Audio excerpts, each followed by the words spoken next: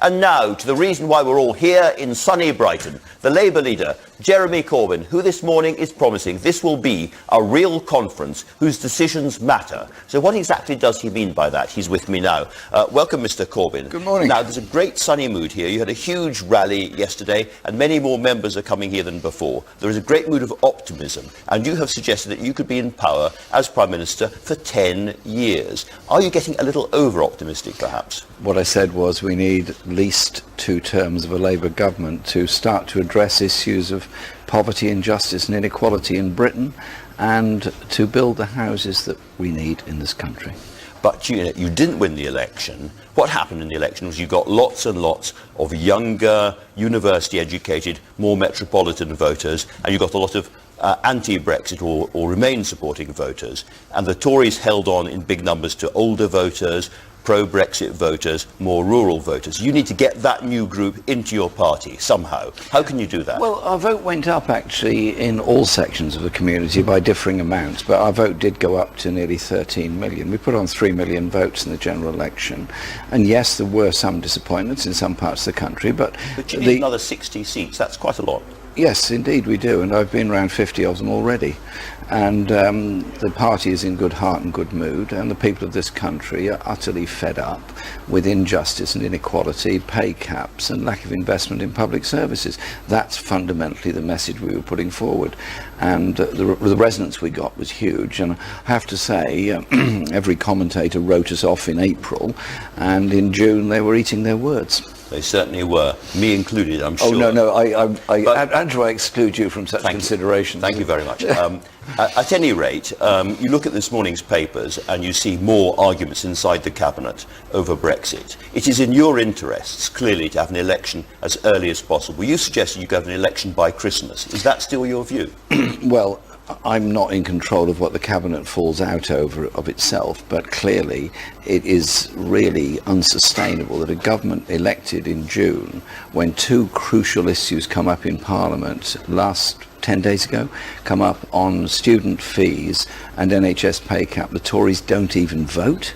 Surely that says something about a government that's run out of steam. But they can hang on for years and years and years and hope the steam goes out of Jeremy Corbyn and his movement. That is the sensible thing for them to do. No. The steam is rising, not falling. And the movement is stronger than ever. Look at the numbers of people that came to Brighton last night. Look at all those that are supporting the party. And look at the local election results we've gained since June. Listen, Labour is a party of the people, it's a party of activists, it's a party of the community.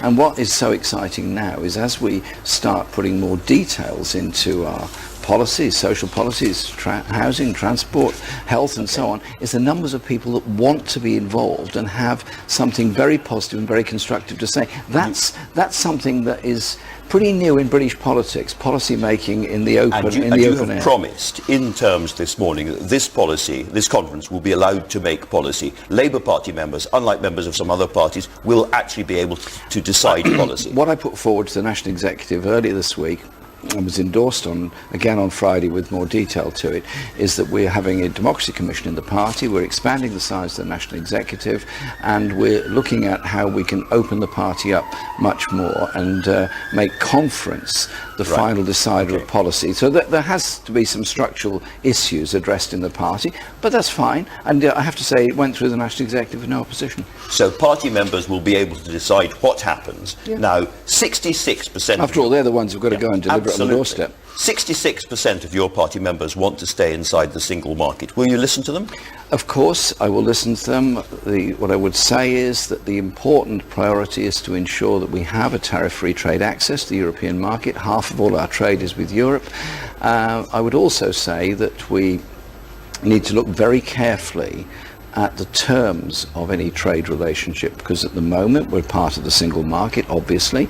That has within it restrictions on state aid and state spending. That has pressures on it through the European Union to privatise rail, for example, and other services. I think we have to be quite careful about the powers we need as national governments. I want to ask you more about the single market, but you mentioned state aid. Can you give me an example of the kind of thing you would like to do that membership of the EU stops you doing? I would have wanted us to intervene immediately on SSI Redcar when the steel industry was in a crisis at that time. The government claimed there were issues of state aid. We disputed that at the time, but I would also want to say that we would want to be able to invest in industries. Another example, the Labour government... part of the steel industry. If necessary, in order to make sure we have a strong steel industry as the basis of a manufacturing economy. But it's also about a mixed economy. It's about investment in new industries. And so, for example, I want to see a much bigger renewable sector. Look out here, you've got a fantastic wind farm in the sea out here. I want to see us as a country investing in those industries to make sure they thrive and become a source of exports as well. We're not doing that by the EU, are we? Well, there are issues of state aid rules which are endlessly disputed. Some countries seem to have no problems flouting state aid rules. Others get sat upon very heavily, as, for example, Greece has been sat on very heavily by the European Central Bank. Except, of course, we're not members of the Euro. Now, you've said in the past we can't be members of the single market because that's part of the EU and we are leaving the EU. But from what you say, you want to be absolutely close to the single market. There's a big choice in front of the country. Do we stay inside the force field, the magnetic field of the EU? Do we stay close to the single market and maximise our trade with that and accept what that means? Or do we turn outside to America? And that is a big choice about everything in politics. Indeed. I like the point you're making about the force field. I don't want us to become some kind of offshore tax haven on the shores of Europe. I don't want us to do some sweetheart deal with Donald Trump, which means that you lower environmental, consumer and working conditions in the USA, then you lower them in Britain in order to meet the USA, and they go down further and further, race to the bottom. Very bad. What I want is us to have an economy that develops and grows, an investment-led economy, high wage, high activity economy. You do that by an effective trading relationship with Europe. Look, every one of our manufacturing industries, cars, ships, everything else, has a massive supply chain, food industry, food processing industry, all across Europe. You can't cut that off and break it. But to preserve that and ensure that it carries on reasonably friction-free, that means making sure that our regulations and our rules are very, very close indeed to those of the EU for a long period to come. It probably means virtually free access to EU citizens coming into this country and ours to there. And it may even mean paying a little bit in and accepting some of the rulings of the European Court of Justice. We made it very clear throughout the referendum campaign and through the general election campaign that we wanted to protect consumer, workers, and environmental conditions. We want, after Brexit, to be part of a number of European agencies, because it's important to have that. There has to be some judicial process of settlement of any dispute, and indeed Theresa May finally has come round to that position in her Florence speech. And so you would stay very, very close to the EU in all of those areas, as listen, well. The referendum took place, there was a result given. I think we have to recognise the economic importance to Europe of us and us to Europe. It's a big choice. I think we have to go down an economic road that continues that good relationship with Europe, because I'm very concerned about the idea that Theresa May and others have been flying around the world this summer, sort of offering all kinds of sweetheart trade deals, which could be damaging to our working conditions in this country. Okay, a large majority of your own members want free movement to continue. Do you agree with them? I understand what they're saying. I understand the point. Do you agree with them? Well, I understand the points they're making, and I understand the importance of workers moving from one place to the other.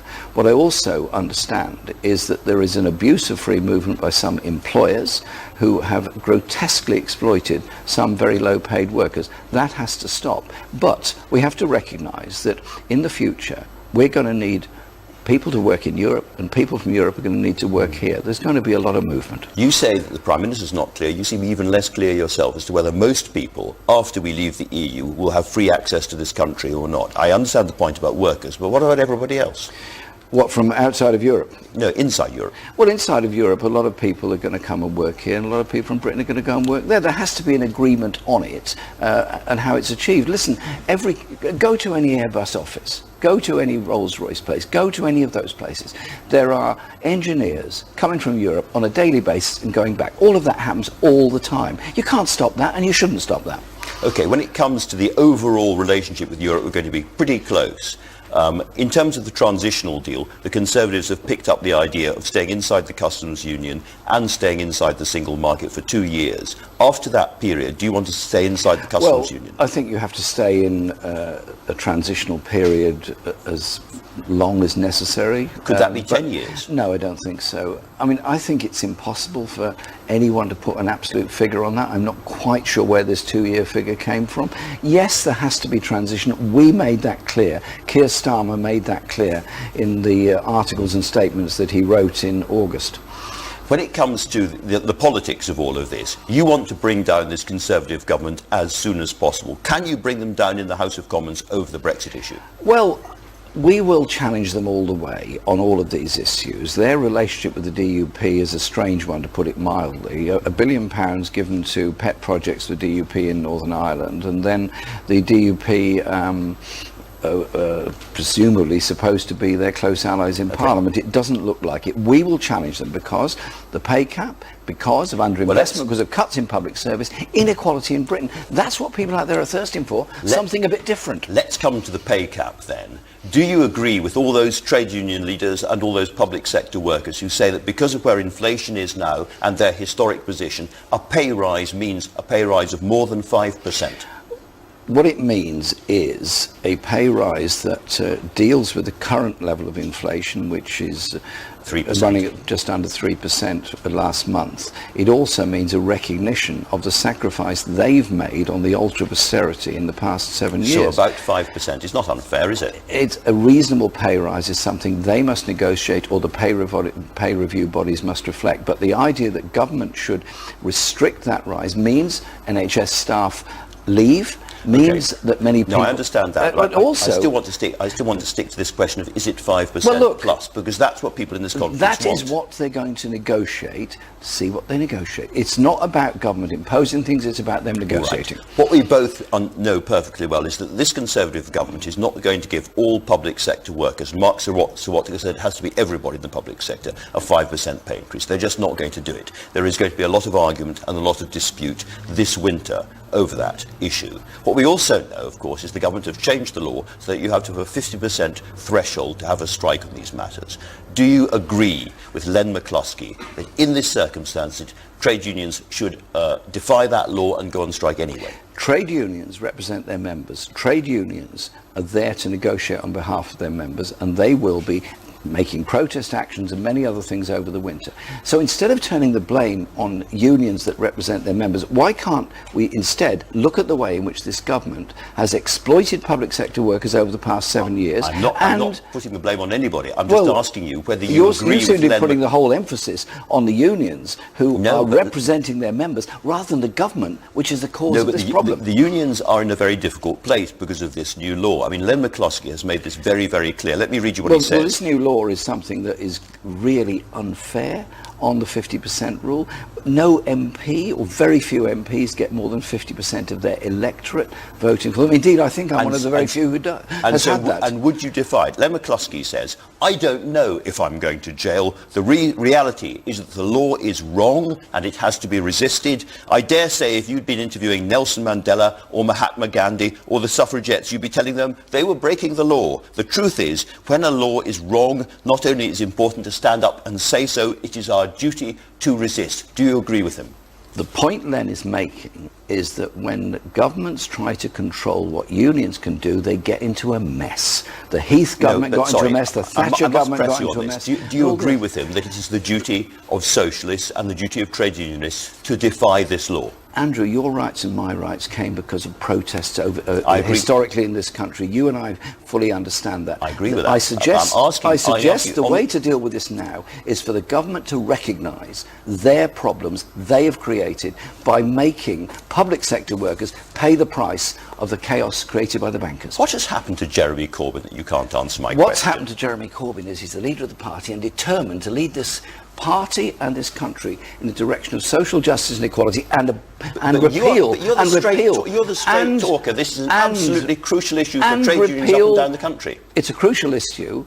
I'm supporting those people that are demanding a decent public sector pay rise. I'm supporting those people in making that demand, and I'm saying a Labour government will repeal this Trade Union Act and bring in fairness and justice at the workplace. There are going to be disputes this winter. There are going to be almost certainly strikes. There are going to be picket lines. Will you be standing there or not? I will be supporting those workers in getting a decent pay rise.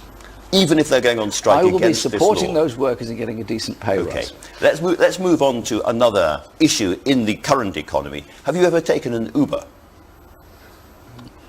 Don't think so. You don't think I'm so? not sure, but I don't think so. One of your colleagues, Rebecca Long-Bailey, said it was immoral to take Ubers. Do you agree with her? What I think we need with Uber is decent paying conditions for its staff. There is a huge level of exploitation, as the GMB union has pointed out, and what TfL have pointed out is they have serious concerns about safety, which is why they propose suspension of their licence, and that, I understand, is going to be subject to appeal. There is an issue about safety. Clearly, the public as a whole want access to rapid access to taxis of all sorts.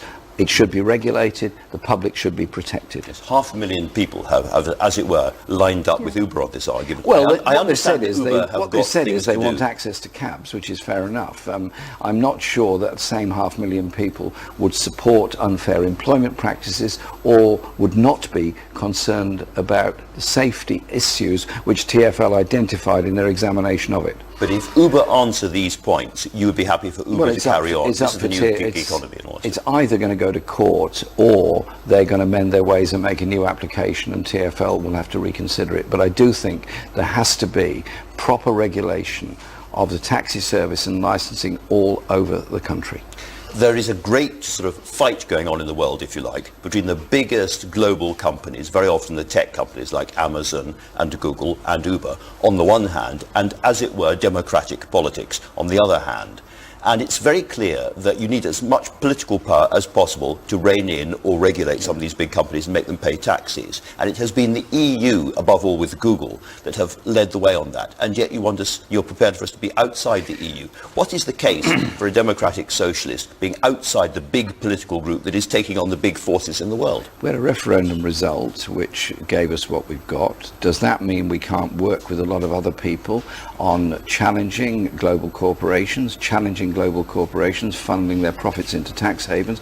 No, of course it doesn't. It means we have to work with governments all over the world on that. You're absolutely right to identify the whole way in which the world has developed is the diminution of power of democratic governments and the increase in largely unaccountable power of very large corporations. If you talk to a government in any country, Africa, Latin America, Pacific, they will tell you that their choices as governments are very, very limited because of the power of global corporations to dominate their economy and the way in which too many of the world's financial institutions have paved the way for these global corporations to have free rein. So you have to work with other people, including the EU, of course. You mentioned Latin America. You have spoken again and again and again about the lessons we can learn from Venezuela. And we now see what's happening in Venezuela today. After 10 years of Jeremy Corbyn, would Britain be doing as well as Venezuela? After 10 years of a Labour government in Britain, you would have good standards of employment, much more equality, real opportunity for all children from all social backgrounds, and you'd have a much more contented society rather than the grotesque inequalities and divisions we have at the moment. A lot of people will listen to a lot of things that you have been saying here and over the last few months and weeks, and they'll say, I like a lot of that. I like what he's saying on public sector pay. I like what he's saying about welfare. I like what he's saying about students and all the rest of it. But in the end, I'm not sure that I trust Jeremy Corbyn and his style of Labour government to look after a market economy. He doesn't understand the market economy. He doesn't like it.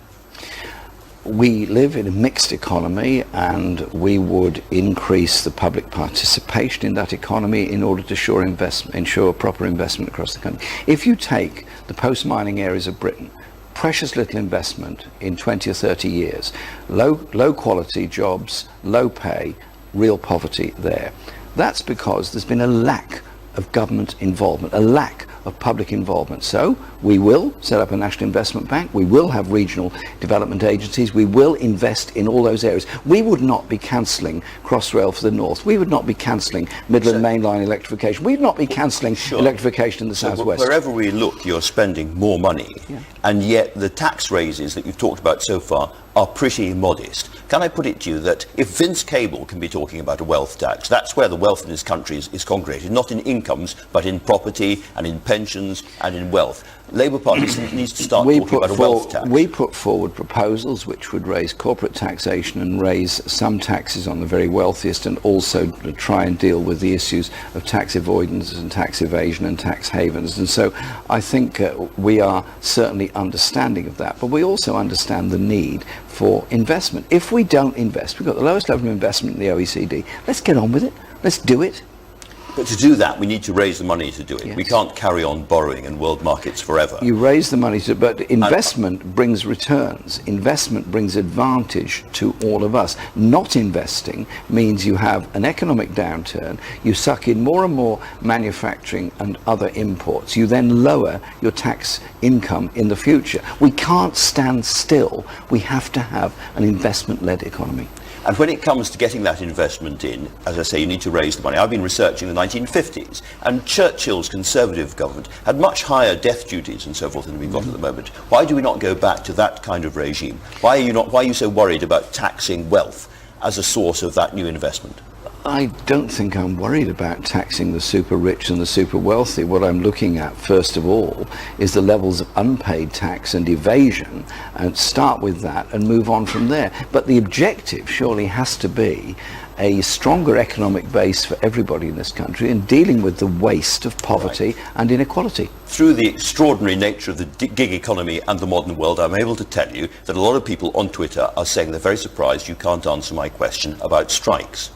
Because that does seem to be a very fundamental question. And as I say, there are a lot of trade unionists here who want a clear answer from you. So I come back one more time. The clear answer is this. I support the campaign for a decent pay level in the public sector. I will ensure that a Labour government will repeal the existing trade union law and bring us in line with international labour organisation conditions. If Len McCluskey is on the picket line on a strike the government has declared to be illegal, are you with him or are you against him? Listen, I'll be with those workers demanding a decent pay rise. Even if they've gone on strike against the 50% I will thing? be with them demanding a decent pay rise. So you will be on those picket lines? I'll be with them demanding a decent pay rise. That's as near as we're going to get. Okay. Well, thank you. Yes, go on. Well, you had another question. No, I think you had another question. If you were going to give me more detail, I'd been very, very grateful to get it. But let me ask you one more thing about the Labor Manifesto. A lot of people are very proud of that manifesto. It did very well for you, and it did make some quite clear choices. In that manifesto, for instance, you spent about £11 billion helping students in this country, and you spent £2 billion helping big groups of people on welfare. And it seemed to a lot of people that this is why Labour is becoming a younger, more university-educated metropolitan party. You are responding to those people and not to a lot of worse-off people on welfare in other parts of the country. Actually, when you look at where the money is being spent in Jeremy Corbyn's manifesto, it is not going to the poorest and the people who need it most. It's going to relatively large numbers of middle-class students. We would be giving every young person a chance to go to university without getting into £57,000 worth of debt at the end of it.